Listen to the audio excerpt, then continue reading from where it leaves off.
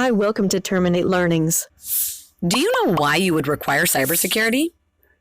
Today, the online mode of operation is so embedded in our societal structure that we have no realization of how much we depend on it. The social media dependence to express our opinion, conference calls for business or with friends, online shopping and transactions we indulge in to follow the latest trends, all require the internet, and in that, everything is open for all, meaning all your important data account details, personal chats, and pictures can be stolen and used against your will. Data can not only be stolen and misused, it can be corrupted for personal gains. This is where cybersecurity comes in to prevent and secure computer systems and public data from thefts, damage, and disruptions.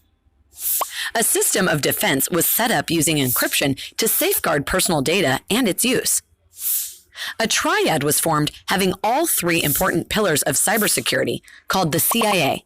That is, confidentiality, integrity, and availability. Confidentiality stands for authorized access to personal information, whereas integrity means rooting for protection of uncorrupted, genuine information.